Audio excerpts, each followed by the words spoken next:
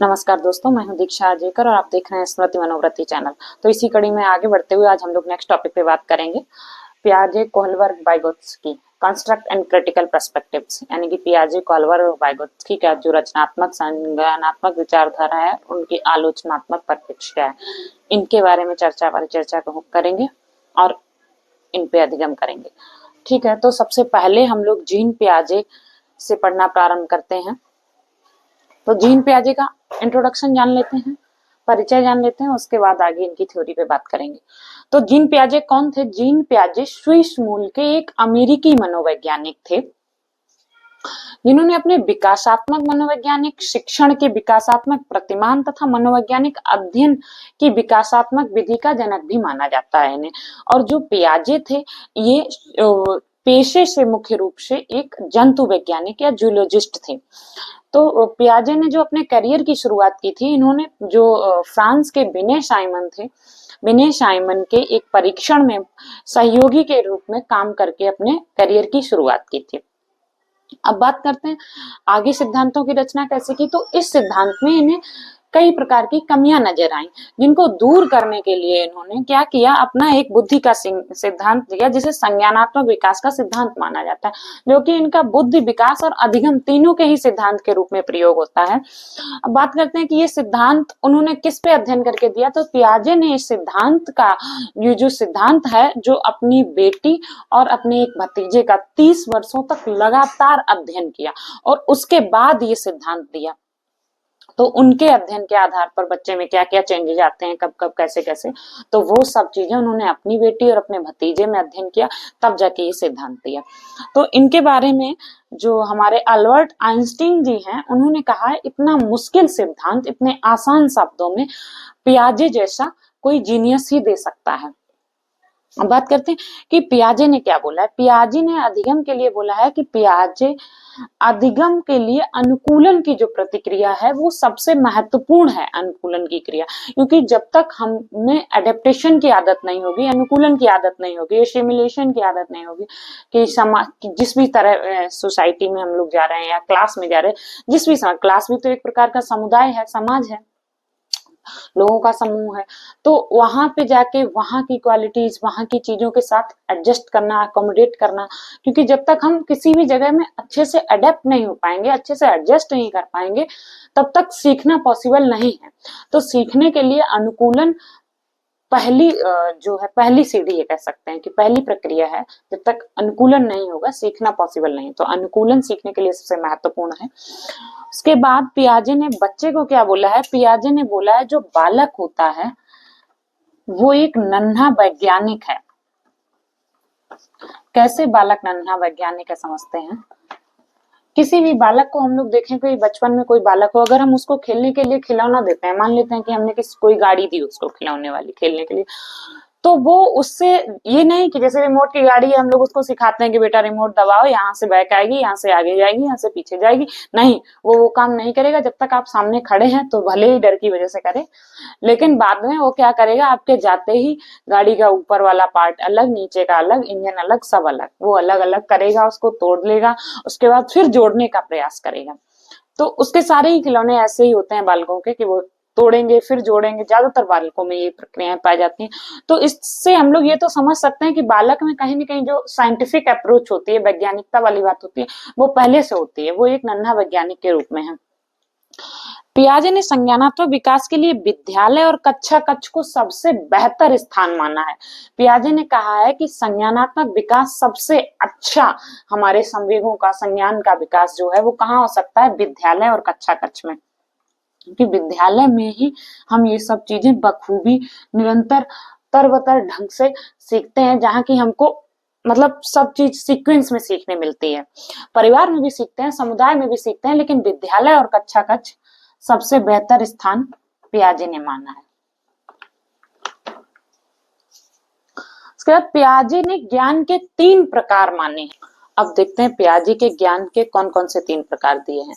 तो पहला पियाजे ने ज्ञान का प्रकार दिया है शारीरिक ज्ञान। शारीरिक ज्ञान से तात्पर्य मतलब शारीरिक ज्ञान, शरीर में आने वाले चेंजेस, शरीर में कौन कौन से परिवर्तन होते हैं, शारीरिक विकास कब किस स्टेज में कैसे कैसे होता है, इन चीजों के बारे में जानना, इन सब का जो ज्ञान है वो शारीरिक ज्ञान के अंतर्गत आता है। फिर सामाजिक या परंपरावादी ज्ञान, मतलब जो हमारी सोसाइटी के नॉर्म्स हैं, कल्चर हैं, जो वैल्यूज हैं। परंपरावादी इसलिए क्योंकि वो परंपरागत रूप से ऐसे ही चलते चले आ रहे हैं। कहीं कहीं कुछ कुछ सोसाइटी में कुछ कुछ चेंजेस आते हैं, लोग करते हैं, कुछ कुछ ऐसे ही मान लेते हैं हम लोग कि जो चलते चले आ रहे हैं उन्हें बिना तर्क के हम लोग स्वीकार लेते हैं और वो चल ही रहे हैं।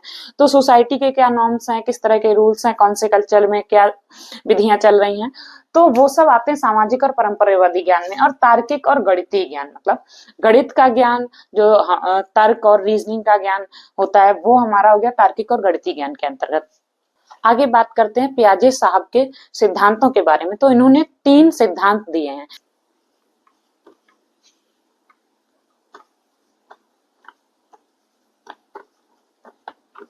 पियाजे के सिद्धांत, तो पहला सिद्धांत है नैतिक विकास का सिद्धांत। नैतिक विकास का सिद्धांत। दूसरा है भाषा और विचार का सिद्धांत। भाषा और विचार का सिद्धांत। और तीसरा है संज्ञानात्मक विकास का सिद्धांत। संज्ञानात्मक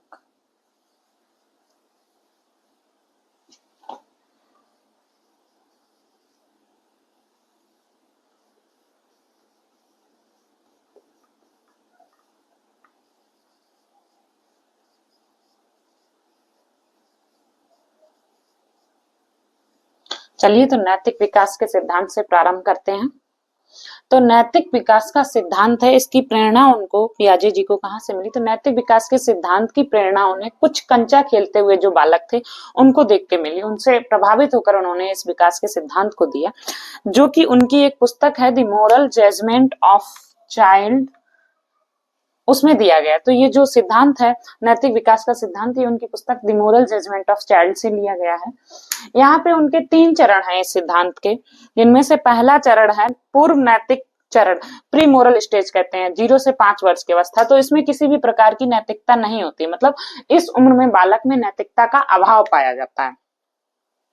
उसके बाद परायत या पराधीन नैतिकता, इससे पहले हम लोग इसी की बात कर लेते हैं। पूर्व नैतिक चरण, इसमें किस तरह से नैतिकता का अभाव पाया जाता है कि जो छोटा बालक होता है 0 से 5 वर्ष की उम्र का, उसको देखा होगा पापा अगर बाहर से आए, वो कुछ भी लाए, मान लो फ्रूट्स भी लाए, जितने लाए हैं सारे के सारे लेके बैठ जाएगा, ये सारे मेरे हैं, मैं खाऊंगा, किसी को नहीं दूंगा। भले वो कुछ ना खा पाए, उसको थोड़ा बहुत खाए, बाकी सब बर्बाद कर दे, लेकिन क्योंकि उसमें सिर्फ जो सेल्फ ऑब्सेशन होता है सिर्फ वही होता है, बाकी किसी अन्य के लिए नैतिकता नहीं होती है। तो ये सब चीजें उस उम्र में बच्चों में देखने को मिलती हैं। लेकिन जैसे धीरे धीरे बालक बड़े होते हैं, देखते हैं कि हाँ मम्मी घर में रहती है, सबके लिए खाना बनाती है, सबकी केयर करती है, पापा बाहर जाते हैं और जो भी है फाइनेंशियल सोर्स है, इनकम करते हैं, पैसा कमाते हैं और सबके लिए चीजें लाते हैं, तो सबका अरेंजमेंट करते हैं। तो वो उस कहीं ना कहीं सोशलाइज्ड होता है, चीजों को देख के सीखता है, तो उसमें नैतिकता आती है बढ़ती उम्र के साथ। लेकिन जो 0 से 5 वर्ष की अवस्था होती है, इस अवस्था में बालक में नैतिकता का पूरी तरह से अभाव होता है। उसके बाद बात करते हैं परायत्तता, पराधीन नैतिकता, नैतिक यथार्थवाद, मतलब मोरल रियलिज्म, जो 5 से 9 वर्ष की अवस्था है, इसको परायत्तता, पराधीन नैतिकता, मतलब जैसा कि शब्द से ही क्लियर है, पराधीन मतलब पर प्लस अधीन, दूसरे के अधीन है नैतिकता। मतलब माँ बाप के प्रेशर से नैतिकता आ सकती है, या फिर बड़े बूढ़े बुजुर्गों के, विद्यालय में है तो शिक्षकों के, बच्चों में अपने स्वयं से नैतिकता नहीं होती है। जैसे कहते हैं कि नैतिकता माता पिता या बड़े बुजुर्गों द्वारा थोपी गई हो बालकों में। उनको ऐसा ही लगता रहता है कि हमारे टीचर्स हैं, माता पिता हैं, पेरेंट्स हैं, बड़े बुजुर्ग हैं, उनने हम पे नैतिकता थोप दी है, उनका कोई कर्तव्य नहीं है उस चीज को लेके, वो उसको नहीं मानते, जबरदस्ती उनसे मनवाई जा रही है। तो जिसमें कोई बदलाव नहीं संभव है, क्योंकि नैतिकता निश्चित ही है, जैसे कि पेपर आउट करवाना नैतिकता के खिलाफ है, तो इसे हम कभी भी चेंज नहीं कर सकते, ये तो हमेशा ही खिलाफ ही रहेगा ना। तो ये इस चीज में बदलाव नहीं हो सकता, ये इस उम्र की नैतिकता हुई। फिर बात करते हैं स्वायत्त स्वाधीन नैतिकता या नैतिक सापेक्षता। यहाँ पे आ गई ना बात, स्वायत्त या स्वाधीन, स्व के अधीन मतलब अपने ऊपर नैतिकता, स्वयं से नैतिकता आने वाली जो उम्र होती है वो है 9 से 10 वर्ष, या फिर इसमें 9 प्लस भी लेके चलते हैं, कभी कभी 10, मतलब 9 से ऊपर के बालक में ये चीज पाई जाती है। मतलब अब बालक ये समझ जाता है कि नैतिकता को कोई किताब नहीं है और ना ही इसे माता पिता या ईश्वर ने बनाई है, ये स्वयं से सीखने की चीजें हैं। इसलिए निश्चित नहीं होती कि ये जो नैतिकता है, मतलब ये परिस्थिति पे निर्भर होती है, कोई निश्चित नहीं है कि इस समय पे यही नैतिकता है, समय निर्धारित करता है। जैसे कि मान लो अगर आज की डेट में बात करें, या सभी पेपर आउट करा रहे हैं जहां यही पद्धति है कि पेपर आउट करवाना ही नैतिकता है, पेपर आउट करा, सब पेपर आउट करा रहे हैं और सिर्फ पेपर आउट करवाने वाले ही पास हो रहे हैं, और जो सिर्फ पढ़े जा रहे हैं, बहुत अच्छी कोशिश कर रहे हैं, लेकिन पेपर आउट, भाई आप पूरे में से तो पूरे क्वेश्चन कभी भी कितना भी कर लो तो नहीं कर सकते ना, एक आध क्वेश्चन या 10-20 इतने तो फंस ही जाते हैं, और उससे सिलेक्शन भी किसी का नहीं रुकता है। लेकिन जो पेपर आउट करवा के जो पेपर लिए बैठा है, तो ऑब्वियसली वो तो सारे क्वेश्चन कर देगा, और जब सब ऐसा ही कर रहे हैं तो आपसे नीचे भी जो आपसे कम भी जान रहे हैं, आपका पेपर उनसे भी खराब हो रहा है। तो फिर अब यहाँ पे तो बात यही आ गई ना कि पेपर आउट करा लेना ही नैतिकता है। तो फिर ये यहाँ पे होता है ना कि परिस्थिति के अनुसार चीजें बदल गई, कि अब पेपर आउट करवाना नैतिकता है। तो इस तरह से चीजें चलती रहती हैं। जैसे कि जिसमें ये जो हमारा वाला है, इसे विषमांगी या हेट्रोजीनियस नैतिकता की बात की गई है।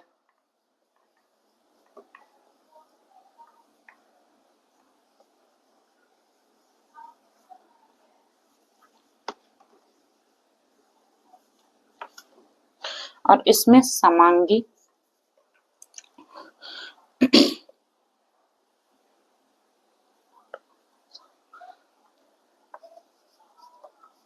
समांगी या ऑटोनोमस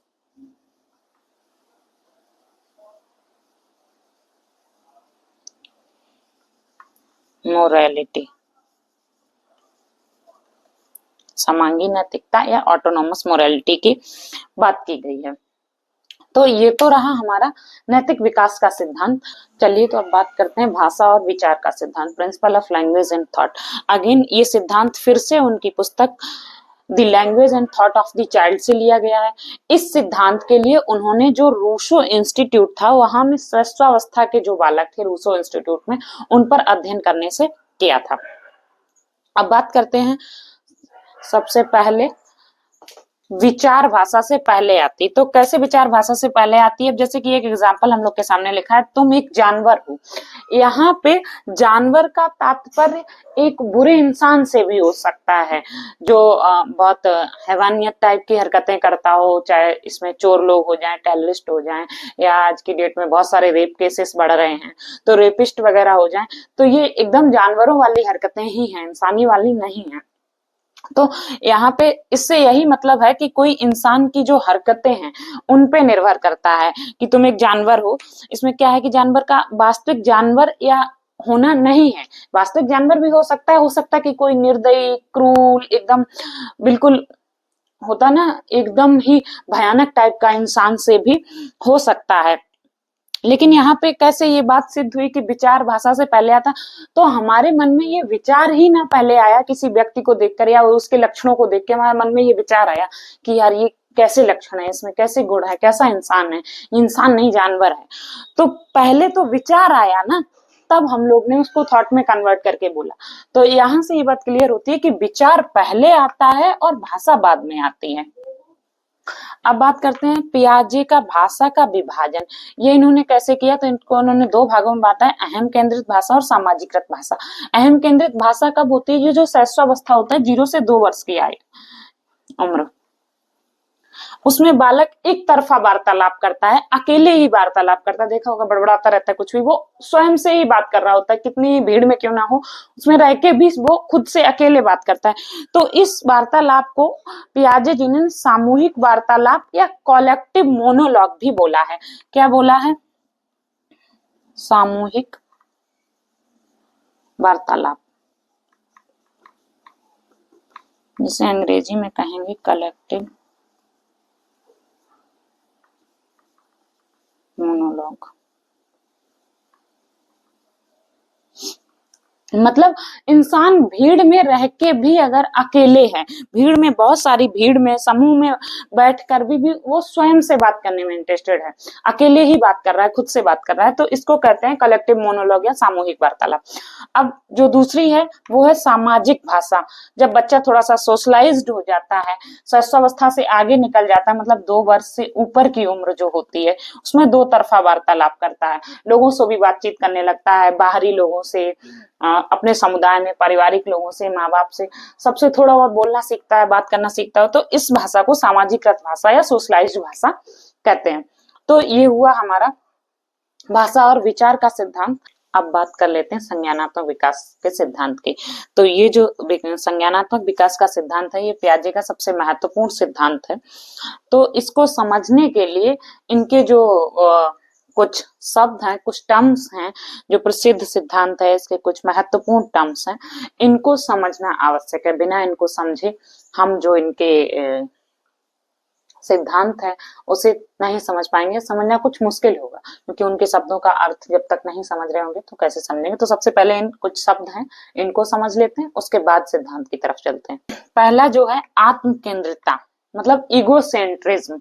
जो बालक होता है वो स्वार्थी बच्चा होता है, वो दूसरे की बात को, दूसरे के इमोशंस को, उसकी बात को नहीं समझ पाता है। जैसा कि मैंने नैतिक विकास के सिद्धांत में बताया, पूर्व नैतिक विकास का जो चरण है उसमें 0 से 5 वर्ष वाली अवस्था में, कि बालक में नैतिकता का अभाव होता है, वही बात यहाँ पे भी है।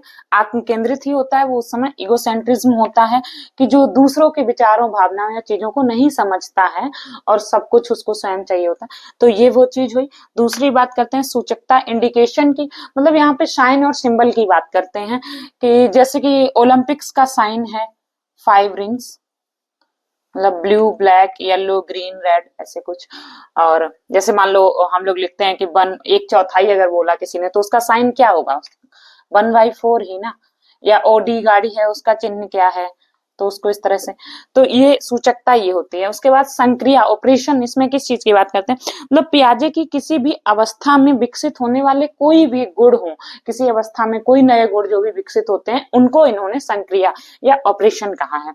उसके बाद आते हैं वस्तु स्थायित्व। वस्तु स्थायित्व का मतलब बालक को पता होता है कि ऑब्जेक्ट परमानेंस, जैसे कि उसकी नजर से उसकी माँ गायब हो गई है, उसको दिखाई नहीं पड़ रही, फिर भी उसको मालूम है कि उनका अस्तित्व तो है, वो आसपास ही कहीं है, अभी कुछ क्षण के लिए उसको दिखाई नहीं पड़ रही है, तो ना दिखने पे भी वो ये मान के चलता है कि ये चीज है। उसके बाद जीववाद, एनिमिज्म की बात करते हैं। तो बालक प्रत्येक वस्तु को जीवित ही समझता है, उसके आसपास जो भी वस्तुएं हैं, खिलौने हो आदि, कुछ भी, वो सब कुछ जीवित समझता है। वो देखा होगा कि वस्तुओं से, किसी भी चीज से बात करने लगेगा, अगर वो खिलौनों के साथ खेल रहा है तो उनसे बात कर लेगा, क्योंकि उसमें ये समझ नहीं होती है, उसको लगता है कि वो बात कर रहा है तो सब बात करते होंगे। तो ये होता है जीववाद का सिद्धांत, क्योंकि उसको सजीव, निर्जीव, इन सब की कोई समझ नहीं होती है। वर्गीकरण, क्लासिफिकेशन की बात करते हैं। वर्गीकरण के अंतर्गत क्या आता है? समानता और अंतर के आधार पर जिन चीजों को अलग अलग समूहों में रखा जाता है उसको वर्गीकरण कहते हैं।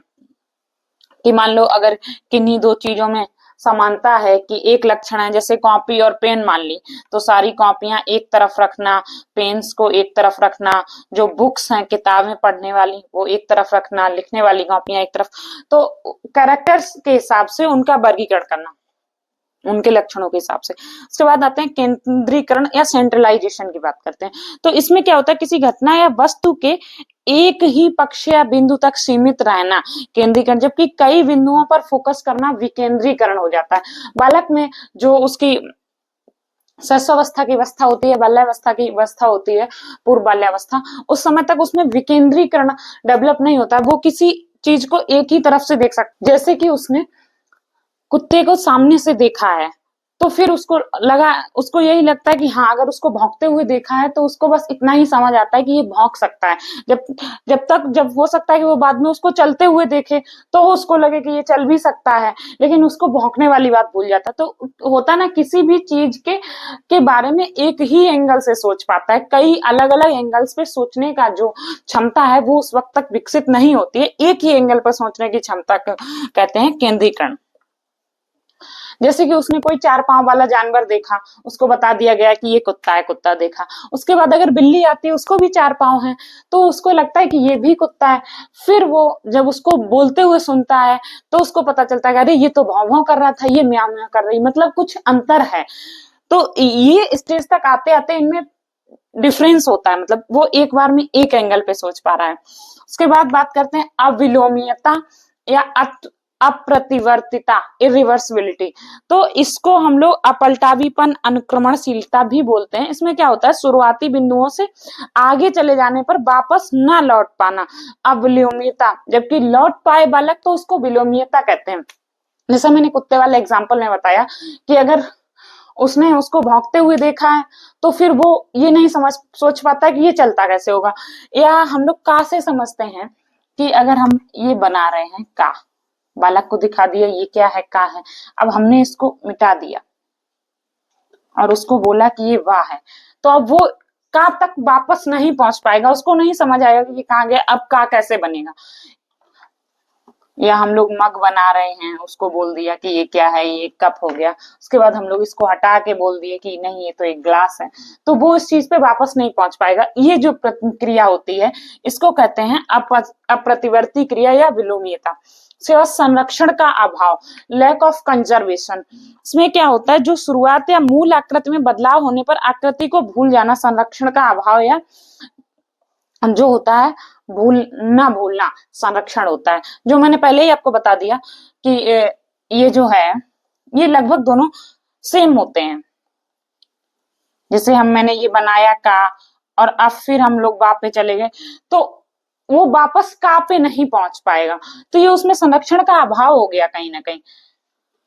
जो चीजें उम्र के साथ बढ़ती रहती है और सीखता रहता है, कार्य कारण संबंध, कॉज एंड इफेक्ट रिलेशनशिप, ये क्या है, एक बालक में तार्किक चिंतन की शुरुआत है। जब वह प्रत्येक कार्य के पीछे तर्क या वजह समझने लगता है तब उसको कार्य कारण संबंध के रूप में माना जाता है। जब तक वो किसी भी कार्य के पीछे का क्या कारण है, क्या वजह है, वो नहीं समझ पाता है, तब तक वो इस स्टेज के अंतर्गत नहीं होता है।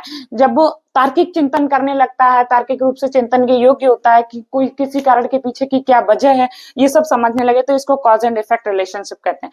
उसके बाद मानसिक निरूपण, मेंटल फॉर्मेशन, ये क्या होता है, वस्तु के ना दिखने पर उसकी आकृति को मस्तिष्क में उभार लेना। अगर जैसे कि कोई वस्तु उसके नहीं भी दिख रही है, फिर भी वो अमूर्त रूप से अमूर्त चिंतन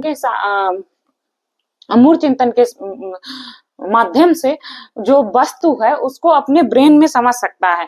जैसे कि हम लोग ने कोई चीज देखी हुई है, अगर हमसे कहा जाए कि मान लो ये मार्कर ही है, खो गया, नहीं मिल रहा है, तो अगर हम को पता नहीं होगा कि मार्कर कैसा दिखता है तो हम इसको नहीं ढूंढ सकते ना, लेकिन उनको पता है कि हाँ ये ब्लू कलर का है, कुछ व्हाइट है, तो हम लोग उसको क्या शेप है, तो हमारे ब्रेन में सबसे पहले कोई चीज लाने बोली जाती है तो वो उसकी शेप ही ना हमारे ब्रेन में छपती है कि हाँ इस तरह की कोई वस्तु है जो मुझे उठा के लानी है, तो वो आपके ब्रेन में वो आकृति आनी चाहिए, वो शेप हो जाए। ये होता है मानसिक निरूपण।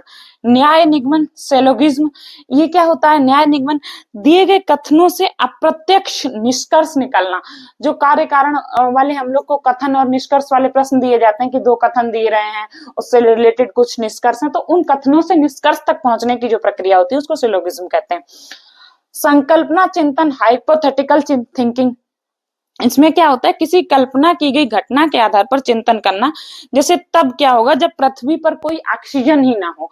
अब हम लोग इस बारे में सोच रहे हैं कि अगर पृथ्वी पर ऑक्सीजन नहीं होगा तो क्या होगा, कैसे होगा, मतलब कोई भी काल्पनिक चिंतन करना, किसी भी काल्पनिक बात पे जिसपे हो सकता है बिल्कुल निराधार बात ही हो, उसके बारे में चिंतन करना, तो ये होती है संकल्पनात्मक चिंतन। इसके आगे के बिंदु देखते हैं।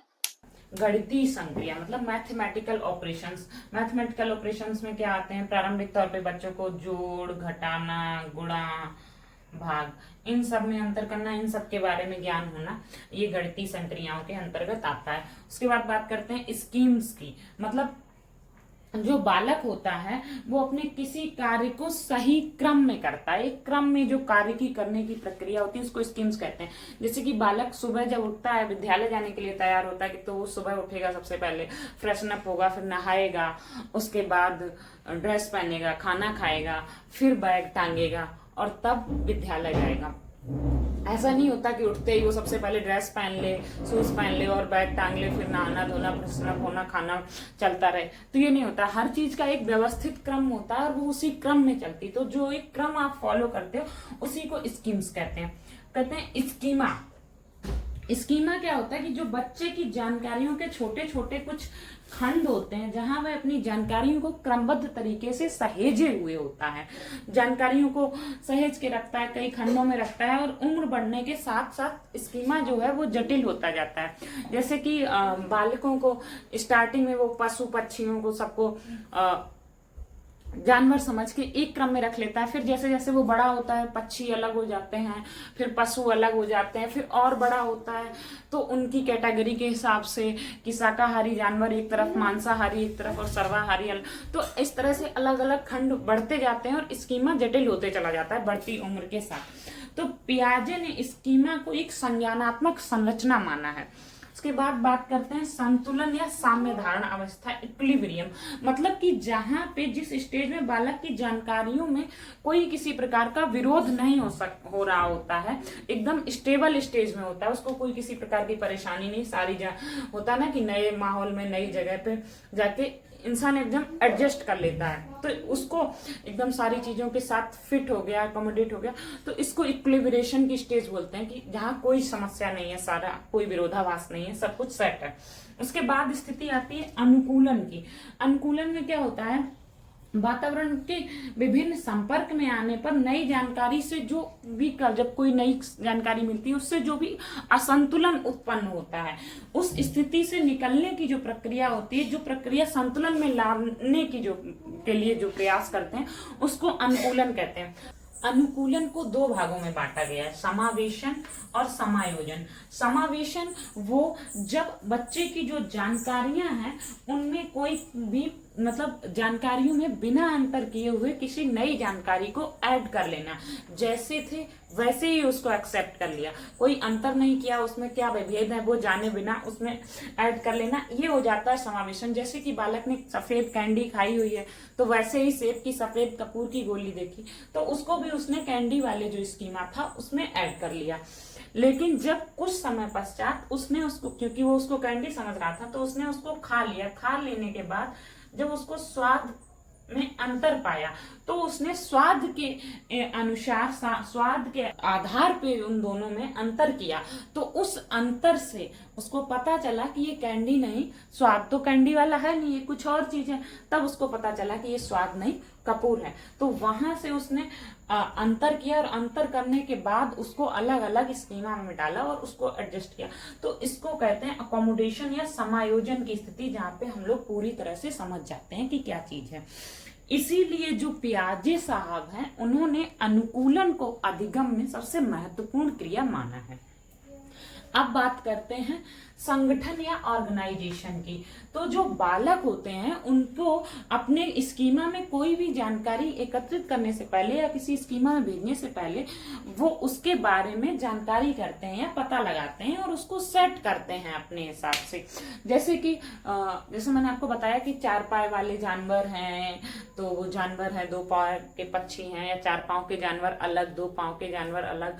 अब 4 पाँव के जानवर भी हैं तो उसमें शाकाहारी अलग, मांसाहारी अलग और सर्वाहारी अलग। तो इस प्रकार से वो अपने अलग अलग स्कीमा बनाते रहते हैं और स्कीमा के अनुसार वो उतनी जानकारी करते हैं, फिर उस हिसाब से उसको उस स्कीमा में डालते हैं। इसीलिए कहते हैं कि समय और उम्र बढ़ने के साथ साथ स्कीमा जटिल होते चला जाता है। अब आती है परावर्ती क्रियाएं। परावर्ती क्रियाएं, रिफ्लेक्स एक्शंस क्या होते हैं, जो बालक एक बार जो क्रियाएं करना सीख लेता है उनको उसको बार बार दोहराने में बहुत मजा आता है। चाहे वस्तुएं जो हो गई, चूसने का काम करना, निगलना, या फिर बार बार दोहराना, जो कोई भी वस्तु है उसको उठा के सीधा मुंह में लेना, खाने का प्रयास करना, तो ये जो सब क्रियाएं हैं वो बार बार दोहराता रहता है। तो ये तो हो गए पियाजे के जो कुछ महत्वपूर्ण टर्म्स थे। चलिए तो अब बात करते हैं संज्ञानात्मक विकास के चरणों की। तो संज्ञानात्मक विकास के मुख्यतः 4 चरण हैं। तो इस सिद्धांत में 4 चरण हैं और सभी गुणात्मक यानी कि क्वालिटेटिव स्टेजेस हैं। सभी चरणों का एक निश्चित क्रम है और वो एक निश्चित क्रम में ही आगे बढ़ते हैं। मतलब ये नहीं हो सकता कि कोई क्रम आगे पीछे हो जाए, और वो स्थिर भी है। किसी भी चरण या अवस्था का ना तो क्रम बदला जा सकता है, ना ही उनकी स्थिति बदली जा सकती है, और ना उनके गुण बदले जा सकते हैं। मतलब कि हर अवस्था का एक क्रम है। जैसे शैशवावस्था, बाल्यावस्था है, वो भी एक क्रम में ही आते हैं, और ये भी निश्चित है कि सबसे पहले शैशवावस्था ही आएगा, उसके बाद ही बाल्यावस्था आएगी। दूध के दांत आपके शैशवावस्था के अंत तक निकलने चालू होंगे और फिर वो बाल्यावस्था तक रहेंगे। फिर बाल्यावस्था के पश्च बाल्यावस्था के दौरान वो टूट गिरने लगते हैं और स्थिर दांत आने लगते हैं। तो ये उनके गुण हैं। तो वो सारे गुण क्या होते हैं, निश्चित होते हैं, और वो उस अवस्था के दौरान ही आते हैं। उसके बाद बात करते हैं कि पियाजे ने क्या कहा है, मेरे द्वारा बताए गए चरण बताई गई अवस्था से कुछ पहले या कुछ बाद में शुरू हो सकते हैं। मतलब थोड़ा बहुत ऊपर नीचे हो सकता है, लेकिन क्रम तो बिल्कुल नहीं बदला जा सकता है। और इस सिद्धांत की मुख्यतः 4 अवस्थाएं हैं। हम लोग उन अवस्थाओं पे बात करते हैं। तो पहली जो हमारी अवस्था है वो संवेदी पेशी या इंद्रिय गामक अवस्था या इंद्रिय जनित अवस्था, इसे या फिर इसे सेंसरी मोटर स्टेज भी कहते हैं, जिसकी आयु वर्ग है 0 से 2 वर्ष तक चलती है ये अवस्था। इस अवस्था में कौन कौन से गुणों का विकास होता है? तो इस अवस्था में बालकों में वस्तु स्थायित्व हो गया, मानसिक निरूपण हो गया, प्रतिवर्ती क्रियाएं हो गई, इंद्रिय आधारित अधिगम हो गया, स्मृति आधारित अधिगम हो गया, अनुकरण हो गया, मूल प्रव्यात्मक व्यवहार हो गए, काल्पनिक खेल की शुरुआत, और लक्ष्योन्मुखी जो उद्देश्य और जो व्यवहार की शुरुआत होती, ये सारी प्रक्रियाएं इस उम्र में प्रारंभ हो जाती हैं सेंसरी मोटर स्टेज में। और इन सब का क्या अर्थ होता है वो तो मैंने इन वर्ड्स को आपको पहले ही डिफाइन कर दिया है।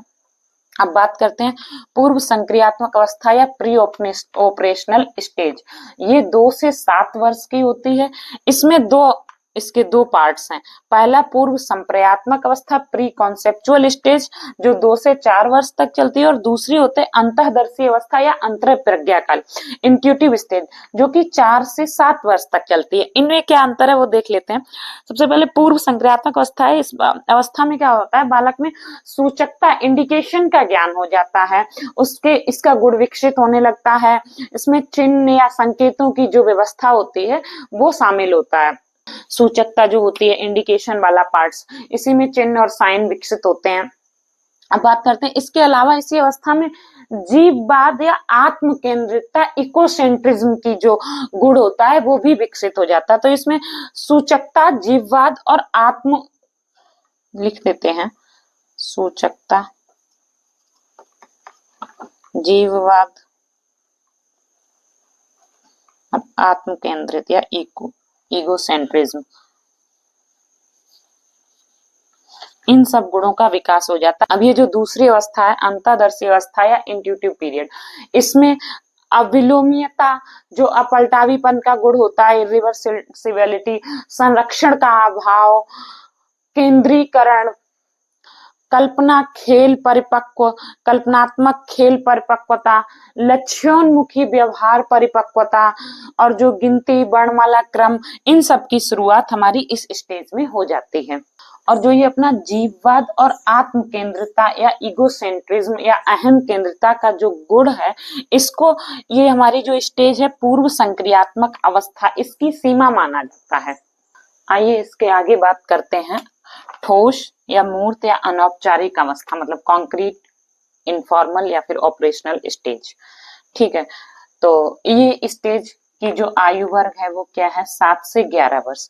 ये अवस्था 7 से 11 वर्ष की आयु वर्ग तक चलती है। इसमें कौन कौन से गुण डेवलप होते हैं, तो इसमें विलोमीयता का गुण, संरक्षण का गुण, विकेंद्रीकरण, क्रम परिपक्व, श्रृंखला का ज्ञान, वर्गीकरण, कार्य कारण संबंध, तार्किक जो गणितीय संक्रियात्मकता है, तार्किक चिंतन की शुरुआत, संख्या, भार, क्षेत्रफल आदि की जो समझ है वो इस अवस्था में डेवलप होने लगती है। मतलब कि हम लोग कह सकते हैं जो हमारी फर्स्ट स्टेज है संवेदी पेशी अवस्था या कॉन्क्रीट स्टेज, उसके जस्ट जो अपोजिट गुण हैं वो इस स्टेज में ज्यादातर डेवलप हो चुके होते हैं। जो जो गुण उसमें डेवलप नहीं होते हैं वो इस अवस्था में डेवलप हो गए होते हैं। और बाकी इन सबको मैंने डिटेल तो आपको पहले ही दे दी है। इसके बाद बात करते हैं अमूर्त, औपचारिक और संक्रियात्मक अवस्था, मतलब इंटेंजिबल या फॉर्मल ऑपरेशनल स्टेज। इसका जो आयु सीमा है वो 11 से 18 वर्ष है। इस जो आयु वर्ग है इसमें जो कौन कौन से गुण विकसित होते हैं, न्याय निगमन, निगमनात्मक चिंतन, अपसारी चिंतन, अमूर्त चिंतन, संक्रियात्मक चिंतन या फिर तार्किक चिंतन परिपक्वता। मतलब कि न्याय निगमन, न्याय करने की जो शक्ति होती है, सिलोक्सिज्म, वो उसका विकास हो जाता है। निगमनात्मक चिंतन, जैसे कि हम लोग की जो एज होती है ये ठोस अमूर्त अवस्था तक, बालकों में क्या होता है कि जो फॉर्मूला हो गया वो रट के और उसमें अपनी वैल्यूज पुट करके सवाल जो आंसर होते हैं वो निकाल लेते हैं। लेकिन इसमें निगमनात्मक अवस्था जो होती है, निगमन करने की जो क्षमता होती है वो डेवलप हो चुकी है। बच्चा खुद अपने आप उसको प्रूव कर सकता है, निगमित कर सकता है और खुद फॉर्मूला निकाल सकता है। तो उसको रटे रटाए फॉर्मूलेज की उतनी आवश्यकता नहीं रह जाती, वो खुद फॉर्मूला निकाल के और अपने से उसको सॉल्व करने के लिए सक्षम हो जाता है। तार्किक चिंतन, तार्किक क्षमता जो रीजनिंग एबिलिटी होती है वो डेवलप हो जाती है। जो अमूर्त चिंतन की अवस्था होती है कि किसी चीज को देखे बिना उसके बारे में सोचने की जो क्षमता होती है, उसे समझ सकना, उसके बारे में महसूस कर पाना और उसके बारे में सोचने की क्षमता का विकास होना। जो अनौपचारिक चिंतन है, जो हमारा अपसारी चिंतन है, मतलब अपसारी चिंतन से तात्पर्य होता है कि किसी एक पॉइंट से, एक बिंदु के बारे में एक सवाल के अनेकों हल ढूंढ सकना, उसको औपचारिक चिंतन कहते हैं। एक पॉइंट पे विविध तरीके से कैसे सोच सकते हैं, विविध कैसे उसके जो होता है उसका कैसे कौन कौन से समायोजन हो सकता है, कौन कौन से उसके हल हो सकते हैं, क्या क्या उसका जो समाधान के तरीका हो सकते हैं वो कौन कौन से होते हैं। तो एक से अधिक समाधान के तरीके ढूंढने की जो क्षमता होती है वो सारे गुण इस उम्र में डेवलप हो चुके होते हैं।